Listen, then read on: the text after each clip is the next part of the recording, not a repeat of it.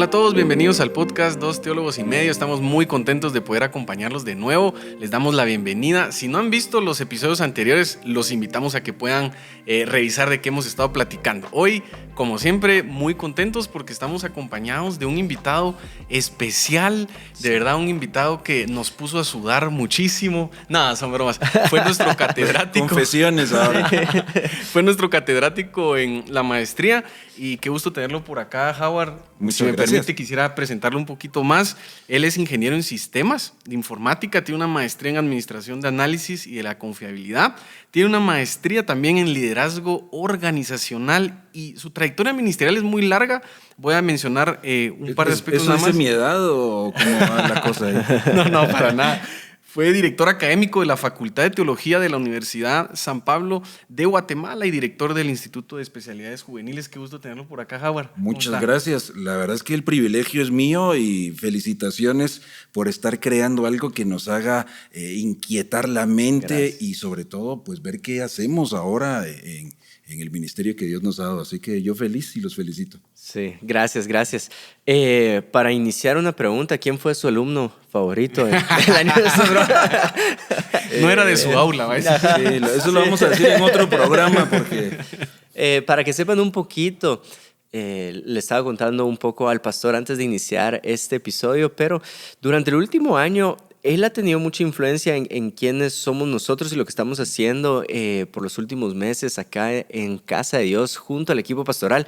Tuvimos varias lecturas como La Iglesia Centrada de Timothy Keller que nos dejó el Paz y también Llamamiento Peligroso de David Tripp. Y ahorita estamos en medio de un proceso donde estamos leyendo todo eso con el equipo pastoral, pero reconocerlo acá en este episodio, en este video. Gracias, Paz, por el cariño con el que dio cada enseñanza, cada clase.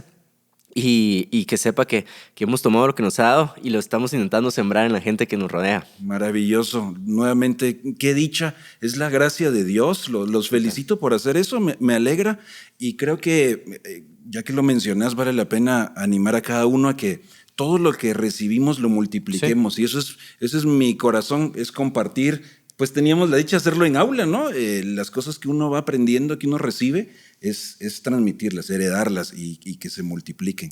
Así que cada uno de nosotros tiene esa responsabilidad y otra vez, qué lujo, gracias a Dios, es misericordia y un privilegio apoyarlos. No, al contrario, gracias Howard por estar aquí. Hoy, en este episodio número 3, vamos a estar hablando, para ponerlos al día, estamos hablando acerca de la historia de la iglesia y el pensamiento cristiano. Sí. Y hoy llegamos a un punto muy importante, y ya van a ver por qué, y es acerca de las primeras herejías que existieron o que tuvieron que de alguna manera enfrentar la iglesia cristiana naciente. Y yo les soy muy sincero, tuve que volver a buscar ahí un poquito qué es herejía, porque a veces herejía suena como a cosa algo anticuada o algo muy del pasado o algo que no sucede hoy, pero quiero que escuchen la definición que encontré: es cualquier creencia, enseñanza, dogma, propuesta o idea contraria a las enseñanzas de la Biblia. Y eso me lleva a hacerles una pregunta a ambos para ir arrancando y preparándonos, aceitando motores.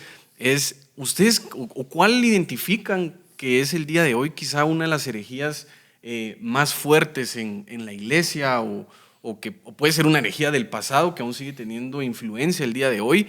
¿O cuál es la que ustedes creen que es más fuerte? ¿Empiezo yo? Dale. Pues partimos un poquito de dónde nacen las herejías y es tomar el pensamiento cristiano y adaptarlo a mi cultura o a mi creencia para fortalecer lo que yo pienso o mi creencia.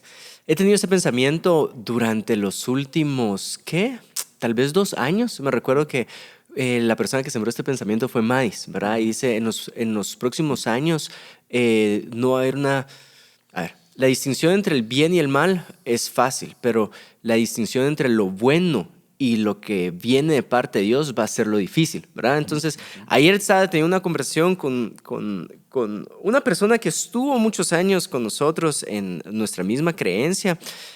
Durante los últimos 3 años pues, se desvió un poquito más, ¿verdad? Todo esto que es positivismo. Y andaba contando un testimonio de cómo surgió un milagro, que Dios proveyó una persona para trabajar junto con nosotros, que solo fue de una forma milagrosa. Y responde de esta forma: es que lo bueno atrae lo bueno, o lo que es tu esencia atrae a lo que es tu esencia, ¿verdad? Y entonces no necesariamente está hablando de la ley de la siembra y la cosecha, no necesariamente está hablando de el poder milagroso de parte de Dios, está adecuando una idea que él tiene de nueva era. Si no estoy mal, es la ley de la atracción. Atrayendo que eso es un poquito... Sí, entonces es así como, ¿verdad? Entonces sí puedo ver eso ahorita donde queremos adaptar la Biblia a estas creencias, ¿verdad? No sé si logré explicar, pero sí lo veo muy presente, sobre todo en nuestra generación. Sí, quizás no le pondrías un nombre tal cual para identificar, pero sí la influencia herética o el proceso para desarrollar una herejía sigue estando presente. Justamente como que el término no lo usamos, entonces hablar de herejía suena algo muy distante, muy raro. Desviaciones, peligros, errores, contradicción, al final de cuentas es algo ajeno a la verdad bíblica y en ese sentido todo lo que está centrado en nosotros me parece que está ajeno porque el texto es la revelación de Dios, es para mostrarnos quién es Él, cuál es su carácter, su obra, su misión y qué espera de nosotros. Entonces cuando más bien lo usamos para centrarlo en nosotros mismos, estamos es alerta, peligroso. Y creo que una de las cuestiones, para usar otro término que no manejamos de manera cotidiana, pero nos dejamos llevar por un sincretismo, mezclamos, ¿verdad? Un poquito de verdad bíblica, un poquito de mi creencia, un poquito de lo que oí por acá, me gustó por allá. Mi gurú favorito. Sí. Y entonces metemos en una licuadora todas esas ideas y hacemos nuestra propia ideología, filosofía, teología. Puede ser totalmente ajena, pero un Dios a mi manera de ver o a mi conveniencia, el que me gusta, el que me sirve. Peligroso es un sincretismo y justamente los creyentes han tenido desde los primeros siglos han tenido que luchar con eso, con todas esas mezclas y con todas esas confusiones o peligros. ¿Cuán alerta estamos hoy? ¿Cuán al tanto, vigilando estamos de creer la verdad bíblica? Creo que a veces hemos bajado la guardia mucho. Sí, de mi parte creo que tal vez diría que en nuestro afán como creyentes de querer adaptar la Biblia a la racionalidad del día de hoy, a las filosofías, puede ser que por ahí vayan viniendo algunas desviaciones y es que por querer explicar racionalmente lo que está en el texto, caigamos en adaptar la Biblia a determinada filosofía y no al revés, que de igual manera pararía siendo también una herejía o en parte eso. Y que dicho sea de paso, Fernando, no está mal usar la razón, no está mal argumentar, pero hay cuestiones que no son para satisfacer la argumentación humana, ¿verdad? Nuevamente, es más bien nuestra mente se debe sujetar al pensamiento de Dios y no al revés. Así que hay cosas que quizás llegará a un punto donde nuestra argumentación y nuestro razonamiento se va a quedar corto, pero no es malo. La Biblia no está en contra de que pensemos, de que seamos inteligentes. Sí, por supuesto. Y vamos a ver acerca de personas que utilizaron la razón, de hecho, para poder debatir o refutar estas herejías. Y para ir entrando en materia, de las primeras herejías que hubo, que también creo yo que siguen dándose, la primera de ellas es los cristianos judaizantes. ¿A qué nos referimos con esto? A personas a cristianos que decidían seguir las costumbres y las tradiciones judías, que sin embargo eran moderados porque no querían imponérselas a nadie más, sino para ellos era un estilo de vida propio que ellos decidían adaptar, creían en la salvación a través de Jesucristo, pero querían mantener sus tradiciones y adicional a eso, pues si vos sos cristiano y no querés seguir las mismas tradiciones, pues está muy bien, es decir, no estás mal tú ni yo, y entonces eran moderados, le podríamos llamar así. ¿Creen que todavía existe eso o es algo ya muy del pasado? Sí, no. Creo que con esa connotación judía, porque estamos hablando de la cultura, lo que yo veo es esto, tenés un grupo de gente que era el pueblo de Dios, somos el pueblo escogido de Dios, esa raza escogida por Dios.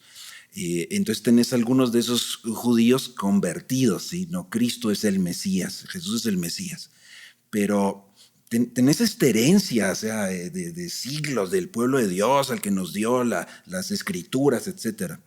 Entonces, ¿qué hacemos con todo esto? Pues hay que honrarlo, digamos, ¿verdad? Respetarlo, guardarlo. Y para unos no podían entender cómo los no judíos, gentiles, los de otras razas, convertidos. ¿Cómo es que este es realmente ahora convertido el pueblo de Dios? Pero es que los del pueblo de Dios tenemos estas costumbres, hacemos esto, no hacemos esto, no comemos esto, guardamos estas fechas. ¿Y cómo es que aquel que era pagano y que no tenía trasfondo religioso, ahora es convertido y es aceptado por Dios? Algunos decían, bueno, pues no entiendo mucho, pero otros es, no, te falta. Ajá. Te falta esto. Y uno de los problemas más visibles era la circuncisión. Pues si no es circuncidado, no tiene la marca de ser del pueblo de Dios. Entonces, ¿qué te hace ser del pueblo de Dios? ¿El tener esas marcas, el guardar esas cosas o Cristo? No es que rechazaban a Cristo, pero había ese conflicto. No sé si traducirlo, es cristiano, pero todavía tiene esos malos hábitos paganos o de la vida vieja y no los ha dejado y no tiene los hábitos nuestros. ¿Es convertido o no? Así que yo no lo veo como de judaizar actualmente. Pues hay ciertos grupos que sí buscan eso, pero muy pocos, sino ¿qué es lo que realmente hace que alguien sea convertido? ¿Qué le falta o qué no le falta? Yo veo así que sí, no es mi respuesta, Fernando. Okay. Sí, y yo creo que responde un poquito más a la práctica humana que tenemos, ¿verdad? A cómo nos aferramos a las tradiciones. Por ejemplo, voy a ir a un ejemplo súper vano y es, a mí me ha pasado que cuando llego a un país o a alguna iglesia que han visto el recorrido de casa de Dios y han visto el recorrido de mi papá, me dicen algo así como ya vi que tu papá ya no usa corbata y saco. ¿Verdad? Algo ha cambiado en él. Y por un momento, nuevamente, el ejemplo es vano, pero por un momento era, si vas a predicar en cierta denominación, es con saco, es con corbata. Y entonces te convertiste a nosotros, ponete saco, ponete corbata y así, no vas a enseñar con un suéter, o sea, ¿cómo puede ser eso? Entonces, por eso creo yo que no responde tanto a la religión, sino que a la conducta del hombre, ¿verdad? Que quiero esta seguridad en que te pareces a mí, ¿verdad? Y si estás contrastando de una forma física o vestimenta, me siento inseguro de. Entonces, ¿cómo voy a tener la certeza que ellos también son salvos si no practican el no comer esos alimentos como yo lo como o la circuncisión como nosotros lo hacemos? Entonces, sí veo esos residuos, no tanto como los judíos, ¿verdad? Y creo yo que otros judíos lo llevaron a un extremo, ¿verdad? Así de si no estoy mal, unos judíos dijeron, unos judíos, unos cristianos judaizados, que Jesús fue adoptado, ¿verdad? Porque cumplió la ley de tal forma que entonces Jesús fue adoptado como hijo de Dios, pero no era el hijo de Dios. O sea, a ese punto llegó el practicar las leyes. De hecho, estás mencionando al siguiente grupo, que son los judíos cristianizados, y dentro de esa sombría estaban los ebionitas. Ahora, ¿qué es lo curioso de los ebionitas? Ellos, justamente lo que mencionabas, creían que Jesús había venido como a cumplir esa misión, era un personaje definitivamente relevante, una relación con Dios, seguramente un profeta, pero realmente la salvación seguía estando en la ley para ellos. La salvación seguía estando en las obras y consideraban que Pablo era un apóstata de la fe porque había venido a enseñar todo esto de la gracia y pues ellos estaban más confiados en lo que hacían y en el, sí podríamos llamarle en el legalismo. Ahora, lo interesante de esto es que los ebionitas tuvieron cierta influencia de el Kesai o el Chasai, no se sabe cuál es el nombre correcto, pero ahí creo que se los dije en griego, árabe y latín. Pero lo curioso de él es que él llegó a influenciar al profeta Mohammed, fundador del Islam. Así que ahí es en donde empezamos a ver cómo lo que sucedió en el pasado llega a tomar cierta relevancia años más adelante. Y en el caso de ellos, la creencia principal era irse sobre la ley y no sobre la gracia. Y hay un conflicto otra vez. Creo que algunos probablemente estaban sinceramente tratando de encontrar y resolver ese conflicto en su mente. Otra vez, ¿qué hacemos con toda esa parte del Antiguo Testamento? ¿Y qué hacemos con toda esa herencia? ¿Y cómo puede ser alguien realmente convertido? Hoy te preguntarías, ¿cómo es que viene un muchacho al grupo de jóvenes y cómo es que dice que realmente es cristiano, pero todavía hace esto? No voy a poner ejemplos, pero ya todos sabemos qué cosas se marcan. Alguien se va a sentir aludido. Entonces no es realmente cristiano. como que le falta algo, realmente está incompleto. Sí cree en Cristo, pero no ha dejado esto, no ha dejado lo otro. ¿Qué hacemos con esto? Y entonces acá tenemos ese conflicto todavía más serio. Nosotros tenemos hoy todo el Nuevo Testamento, tenemos los escritos, ellos no tenían, el discipulado realmente era muy relacional, transmisión oral, y habían personas que se levantaban y hablaban y compartían esa influencia. A mí me hace pensar, dicho sea de paso, a quiénes escucho hoy, qué influencia sigo, ¿verdad? Porque con ese sincretismo dices, esto me gusta, esto... No, lo que dice que ese no me gusta. Y vas formando tu propia teología, tu propia ideología, la que te conviene. Pero ellos tuvieron que enfrentar eso. Y Pablo, por ejemplo, Gálatas lo escribe con un lenguaje muy fuerte, o sea, los llama estúpidos. Gálatas, estúpidos. ¿Quién los sedujo? Los embrujó. Porque ellos estaban oyendo muchas voces que estaban alejándolos de la centralidad de Cristo, la cruz. Sí, qué bien, pero te falta, no has hecho, no has cumplido. Entonces, ¿qué significa realmente ser aceptados por gracia y qué implicación hay de esa vida de pureza, por ejemplo? Que creo que es lo que los religiosos buscaban, ¿no? ¿Cómo es que es delante de Dios si no dicen pureza? El texto no tiene ningún problema con la santidad, se exige y de hecho a un nivel radical y total. Pero ¿qué es lo que te hace salvo? A ver, si alguien te preguntara hoy, ¿qué es lo que te hace salvo y aceptado delante de Dios? Pensalo, ¿qué le dirías? Esa respuesta que das es tu teología. Podría contener herejías o podría ser muy bíblica, pero los cristianos trataban de refutar el error, de aclarar, de explicar. Y nos tiene que poner a pensar en qué influencias escuchamos hoy, cómo manejamos eso. Así que todavía está presente. Sí, increíble. Solo quiero hacer un paréntesis acá y se recuerda que usted nos definió teología con 3 R's varias veces. Así, a ver, por ejemplo, relación, revelación, pero me hace falta una. ¿Se recuerda, no? Revelación, relación, realización. Lo voy a buscar. Ahí lo tenemos en el libro, creo yo, en el cuaderno de notas. Pero he estado pensando en esa última R. Quería preguntarle si se recordaba. A lo mejor debió haber sido una conversación muy intensa y en este momento no lo tengo presente. Algo que salió espontáneo ahí. Posiblemente, wow. No, y qué bueno. Como para seguir un poquito lo que estaba mencionando Howard, yo me pongo a pensar lo difícil que ha de haber sido en ese momento que alguien te viniera a decir que puedes ser salvo por gracia y no por lo que haces. Porque el día de hoy, pues para nosotros quizá es sencillo, o quizá es más fácil entender eso porque hemos leído la palabra, tú que estás conectado has leído, has ido a tu iglesia, a tu grupo en casa, ¿verdad? Y uno tiene como ese aprendizaje ya. Pero imaginémonos durante un momento que no somos así cristianos, nunca hemos oído hablar del tal Jesús ni nada de eso, y de pronto alguien te viene a decir que puedes ser salvo por tu fe depositada en Cristo Jesús. Y no en lo que haces necesariamente, que es decir que lo que determina o no, o el factor determinante no son tus obras. Para mí eso es un poquito quizá difícil de entender porque estamos usualmente orientados a la productividad, estamos orientados a hacer cosas. Si yo hice algo mal con Howard y lo ofendí, mi reacción natural, bueno, si soy un ciudadano normal y saludable mentalmente hablando, va a ser querer hacer algo para compensar esa falta que yo tuve. Sin embargo, lo que nos viene a enseñar Jesús, lo que aprendemos del Evangelio es que es nuestra fe depositada en el Hijo de Dios. Entonces era algo que quizá en ese momento chocaba y probablemente pues salían con este tipo de pensamientos, ¿verdad? Porque no se adapta a lo que pensaban. Total, y estás hablando de una cultura judía, ¿verdad? Base la ley, Moisés como libertador, David, ¿verdad? Quien más se apegó al corazón de Dios. Pero también había este pensamiento cultural y me gustaría que empezáramos a hablar un poquito del gnosticismo, ¿verdad?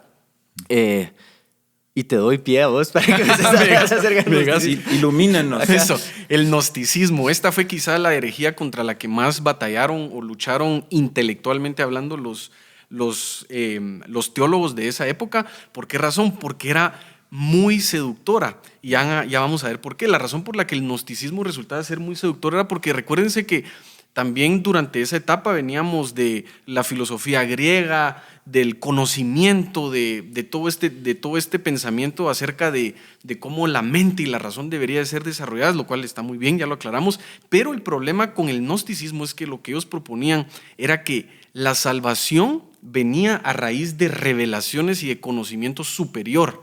¿Por qué razón? Porque el espíritu del hombre, de la mujer, estaba cautivo dentro de un cuerpo material. De tal manera que todo lo material y el cuerpo del ser humano era vil, era despreciable, era una prisión. Entonces tenías que decidirse alimentar el cuerpo, alimentar el espíritu. Y entonces esto resultaba bastante seductor porque aparentemente te da ese argumento de que lo material es impuro, lo material nada que ver, en cambio lo espiritual y la revelación es lo que nosotros deberíamos de anhelar. Y esto es un poquito como la influencia del gnosticismo. Y voy a hacer una traducción y adaptación muy, no digamos a un contexto en el que no era exactamente así, pero otra vez tenés a personajes que están diciendo, fíjense que yo realmente creo que el espíritu es superior, es bueno, y hay que alcanzar ese nivel y el cuerpo es malo. Y tenés otros que están ahí sentados, no sé, me los imagino, hoy en una mesa tomando café, y dirían, sí, ¿verdad? Pues tenés razón, eso no, o sea, entonces, ¿qué hacemos? Necesitamos alcanzar ese nivel. No es exactamente así, pero la influencia, perdón, me emocioné. el tener ese tipo de diálogo, de conversación donde se va sembrando esa idea errónea.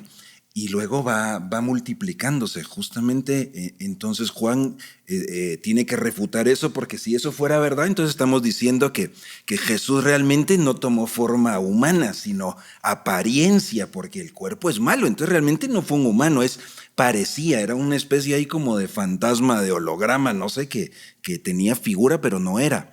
Entonces eso tiene una seria implicación teológica. Pero si nos ponemos a pensar que de alguna otra forma sí empezaban a multiplicarse esos pensamientos, nuevamente estamos hoy bajo ese peligro cada vez que nos sentamos a hablar y decimos, Fernando, fíjate que yo creo que lo que Dios espera de nosotros es tal y tal cosa. Y Fernando dice, sí, va, tenés razón. Y por ahí podríamos armar nosotros nuestra ideología.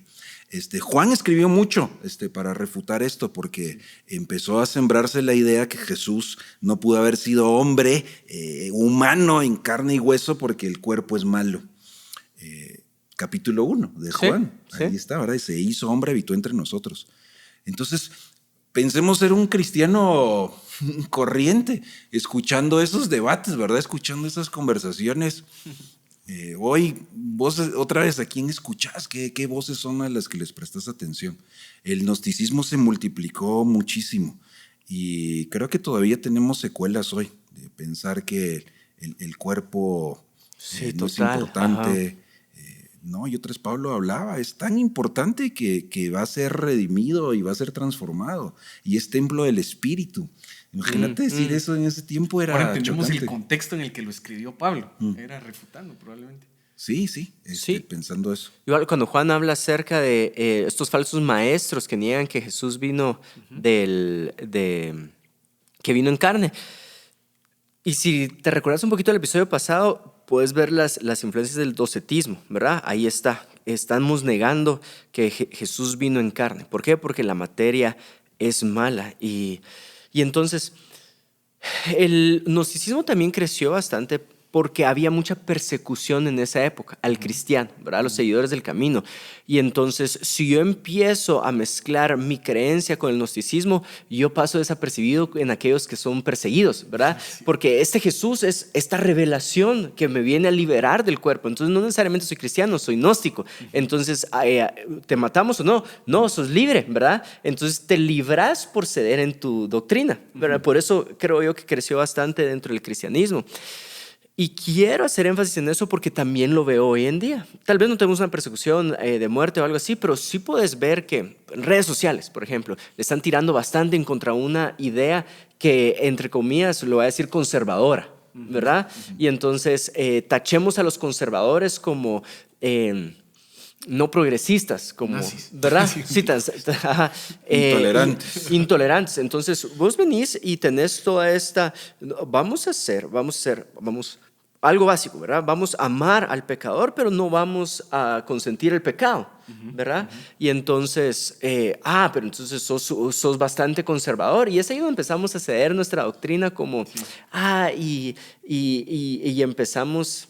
No sé si sabes a dónde quiero llegar, ¿verdad? No sé si poner ejemplos prácticos, pero, por ejemplo, ¿aprobamos el aborto? No lo aprobamos. Entonces no ama a la mujer que tal vez sufre una violación. No es eso. Entonces quieren, como hay una crítica, te están tachando, hay una persecución, quiere que cedas ante a un fundamento de tu creencia con tal de no recibir esta persecución en medios, ¿verdad? Entonces, sí, nuevamente, resalta el comportamiento humano que, no quiero que me tiren piedras, que me quemen vivo, entonces voy a ceder a.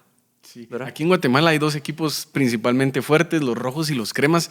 Y yo recuerdo que cuando iba al estadio, una vez nos tocó ir a la tribuna del equipo rival. Y nosotros íbamos con la camisola del equipo que obviamente no era donde nos íbamos a sentar. No, esta me la regalaron. Y en ese momento fue como, no, está bien, pero me voy a poner mi chaqueta para que no miren mi camisola. Y a veces así podemos ser que nos ponemos la camisola que nos conviene. De hecho, por eso el apóstol Pablo, imagínate en este tiempo, bajo ese contexto, dice, si confesares con tu boca que Jesús es el Señor y creyeres en tu corazón, pues tú dices, no, pues yo sí creo. O sea, estando allí en esa situación, bajo esas amenazas, en ese contexto, vos sos de esos del camino.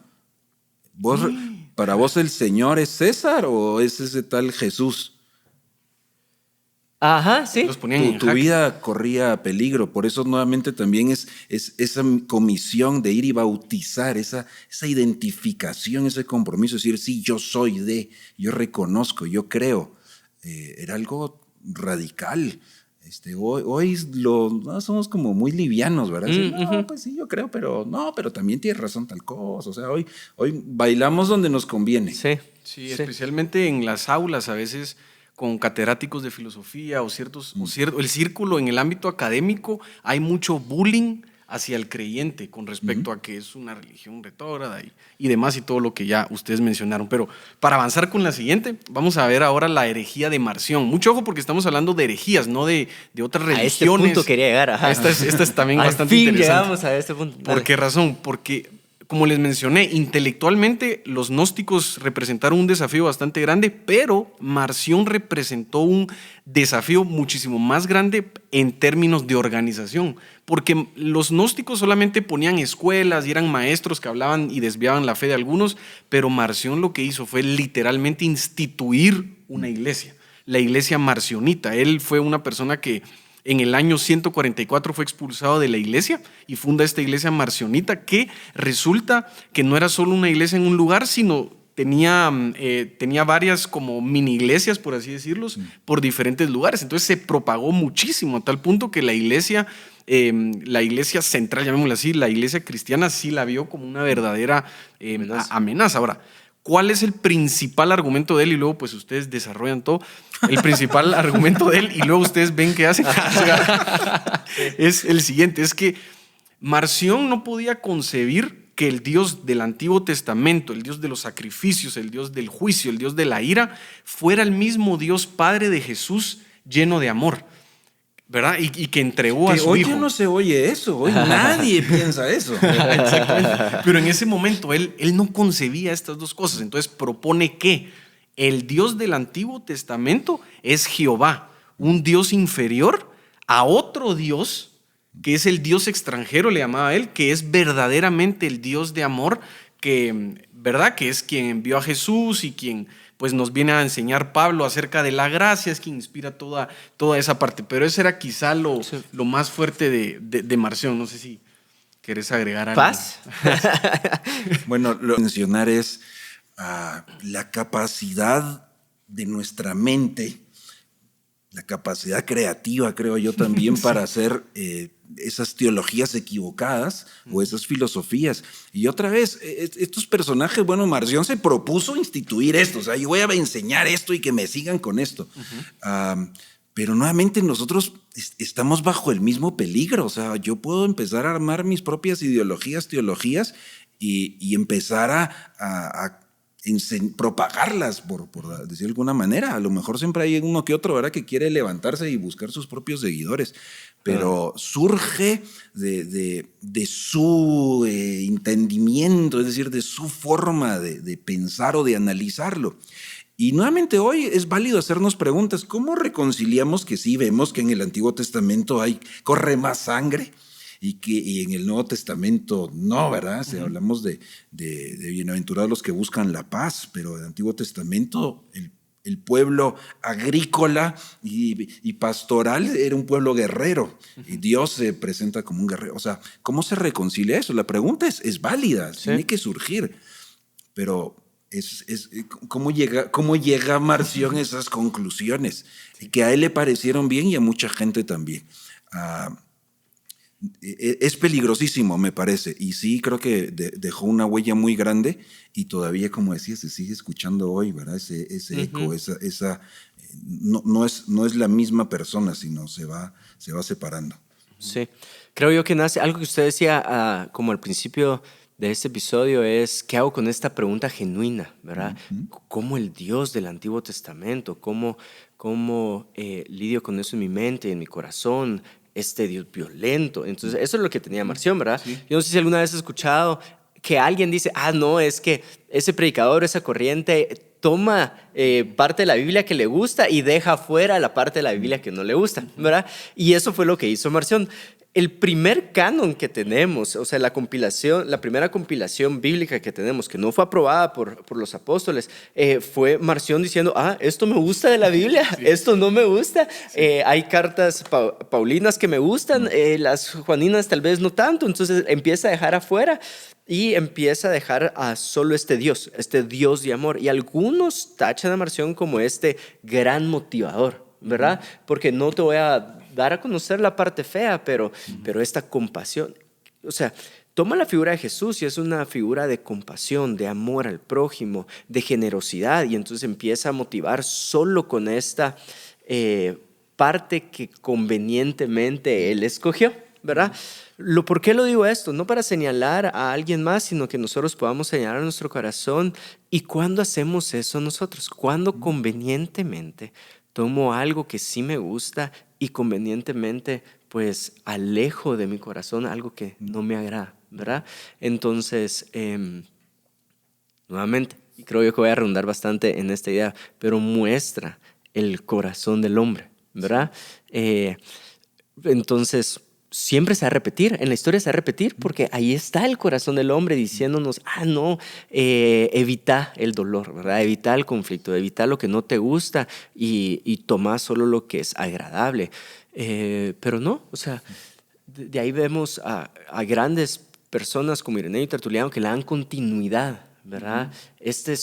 No mires solo una fotografía, es ver toda la historia, que varias veces lo decía Howard en nuestra clase, refleja el carácter de Cristo, ¿verdad?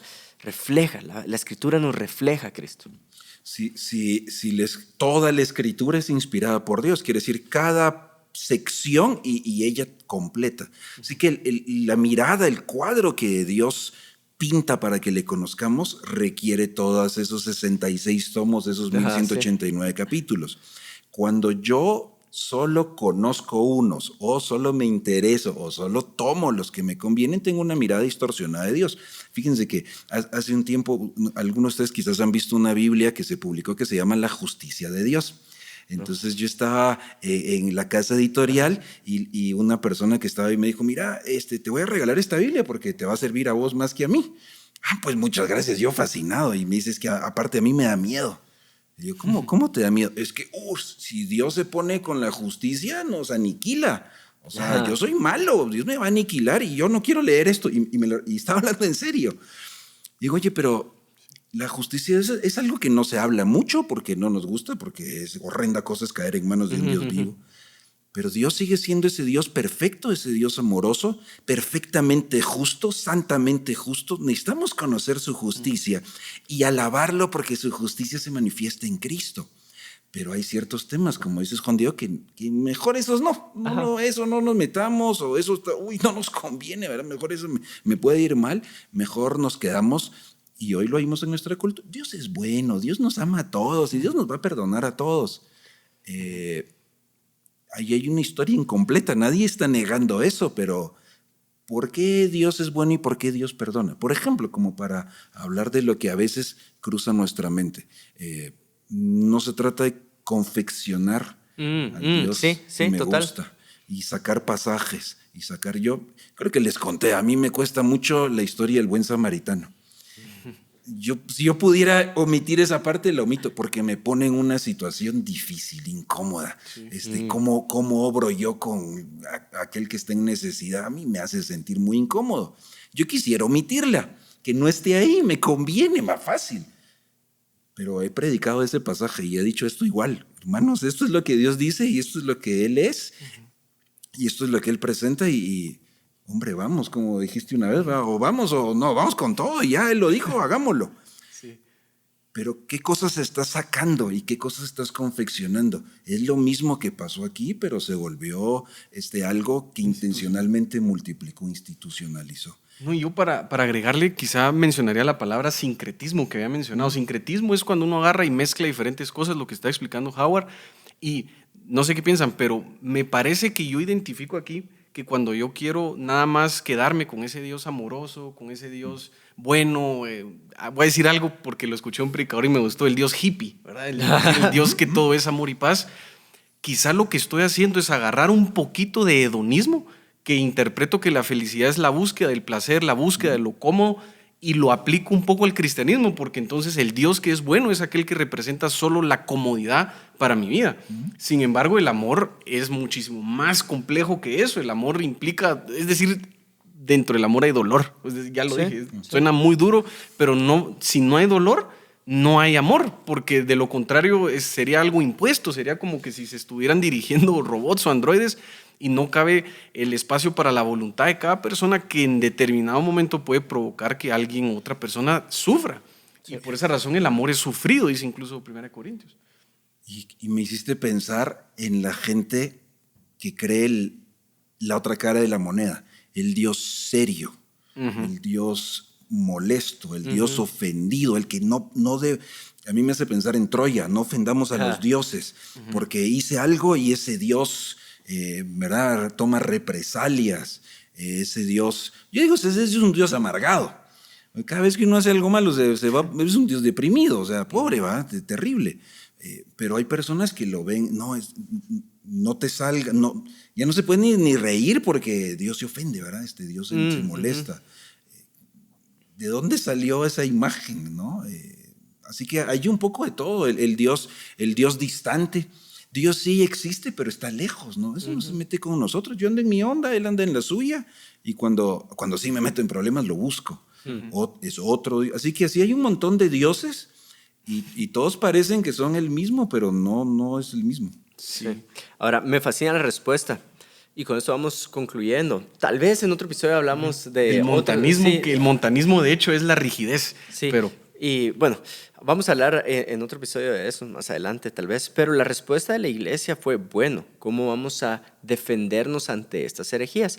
Hicieron el Nuevo Testamento, como Marción hizo su compilación, ¿verdad? Ya hubo un canon e hicieron un credo, hicieron una regla de fe, si no estoy mal, sí. y se apalancaron bastante o se fundamentaron bastante en la sucesión apostólica. Es decir, bueno, en el canon vamos a tener a quienes realmente fueron los cercanos de Jesús, los apóstoles. La regla de fe es en lo que creemos.